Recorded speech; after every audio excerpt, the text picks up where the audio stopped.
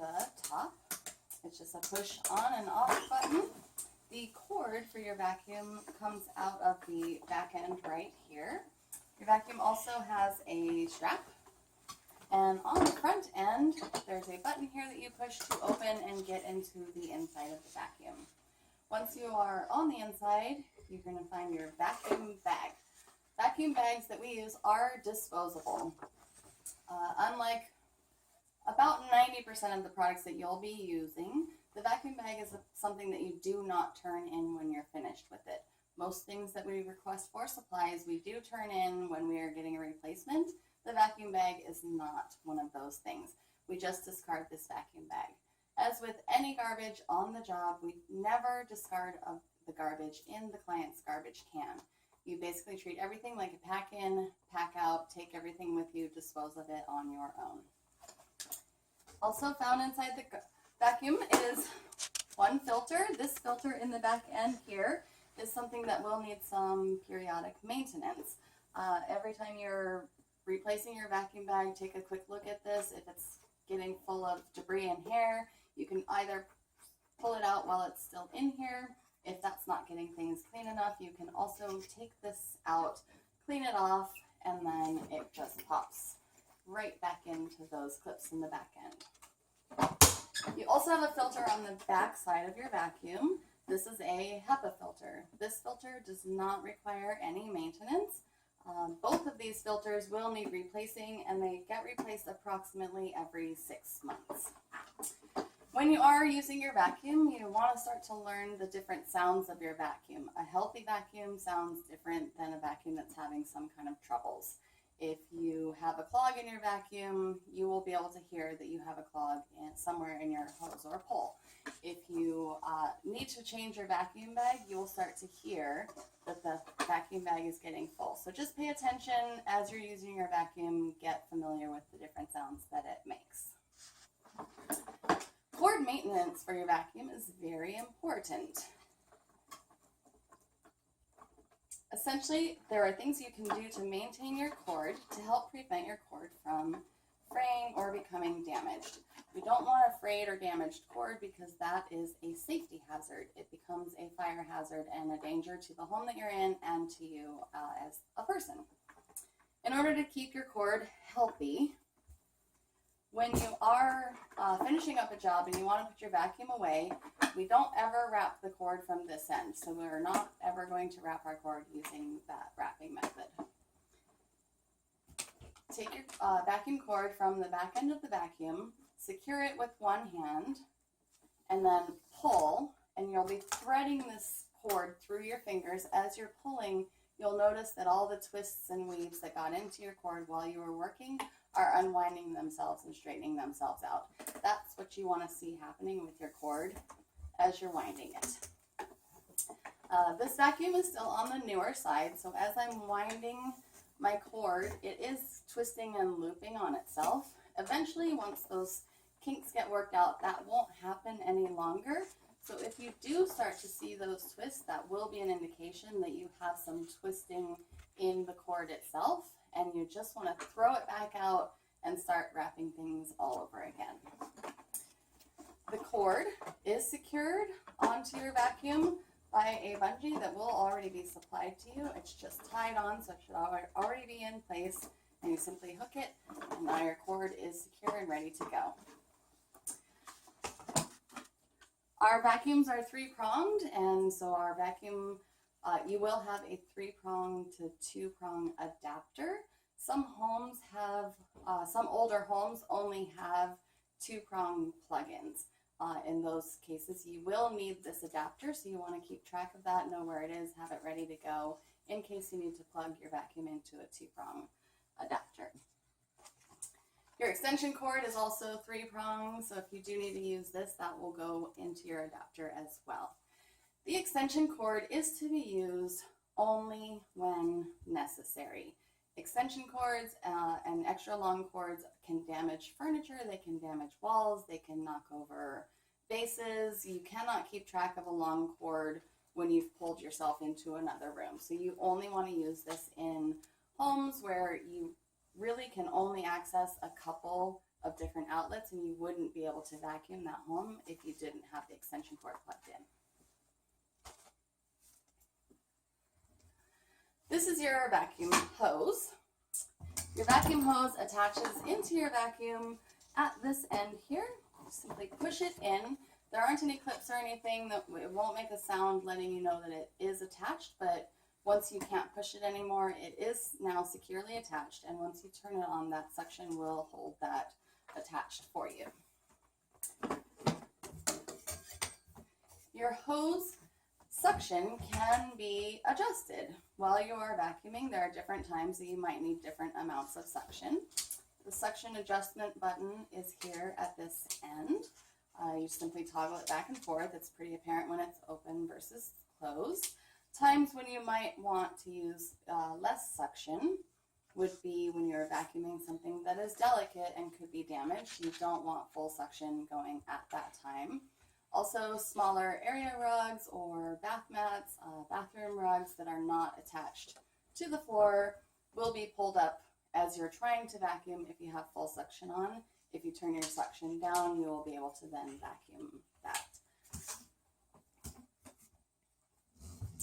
This is your vacuum pole, and the vacuum pole attaches to the vacuum hose just like that. When you have your vacuum pole extended, there are these notches. This is an area of your vacuum that over time will wear down. If you're finding that your pole will not stay in the upright position, your notches may be worn down and you'll just need to request a new vacuum pole. While you are vacuuming, you want to watch out for things that could potentially clog your vacuum. If you do get a clog, well, let's talk about the things that could clog your vacuum first. This little bend right here in your vacuum hose is just the right size for quarters, Legos past a certain size. Those plastic bread twist ties fit right in there and will just clog up your vacuum. So as you're vacuuming, always keep your eyes open, pay attention, and watch for what you're actually picking up so you can avoid things that could clog your vacuum. If you do get a clog that you are not able to clear out during the job, you will have to use the client's vacuum to finish the job. If they don't have a spare vacuum, then you will have to go to the office and get a replacement and go back and finish up your job. So you definitely want to pay attention to try and not get any clogs. If you do get a clog, this is the tool that we use to clear a clog. So the first thing is to locate where your clog is. And if you just look down your vacuum pole, you'll be able to easily see and also easily clear it out using this tool. If your clog is in the vacuum hose, you can find out by looking down the end of the hose with the suction in the open position. So then the light is coming in. If you're looking in and you're not seeing the light, then that's the source of your clog. And you'll just put this in and push that in until you can get your clog cleared. You'll want to have the vacuum cleaner turned on while you're doing that so that the suction is working with you to help you clear that clog. If you're unable to clear it using this tool, you will need a replacement hose, and there is also another grabby tool that the office can use and try and help clear that up for you as well.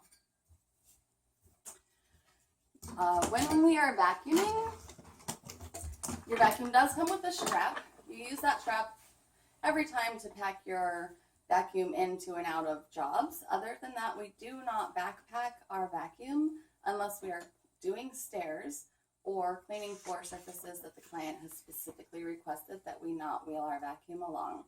Other than that, you will be pulling your vacuum along behind you like a little pet. And now we're going to talk about the attachments that you'll be using with your vacuum. These are the two floor heads for your vacuum. This is the beater brush attachment, and this is your bare floor attachment.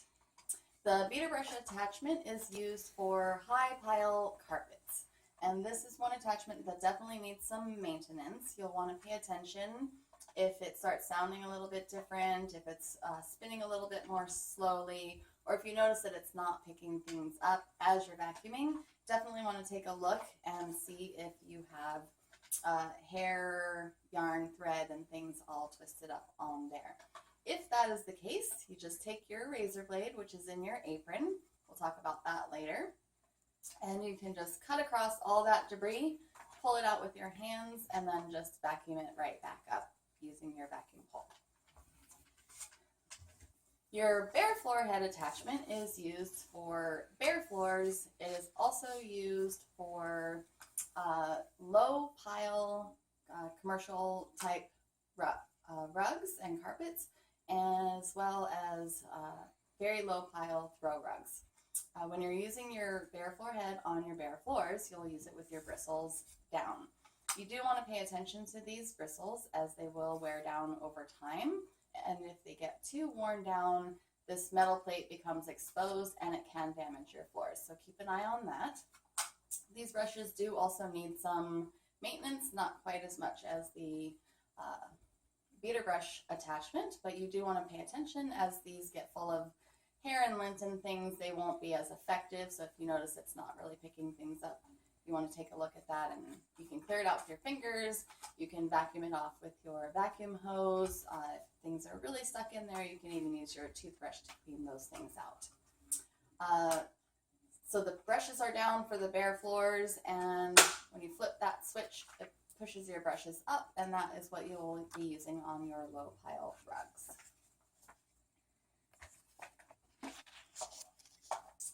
These are your upholstery attachments.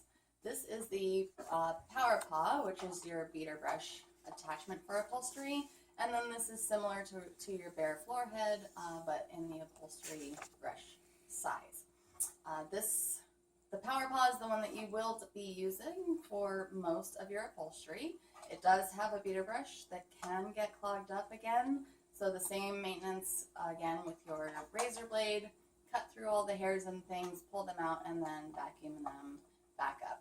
You do not want to use the Power Paw on any upholstery that is delicate, delicate fabrics such as silk, and also anything that has a loopy weave, because they can get damaged. The loops could also get caught into the brushes, and it will pull some of the threads out.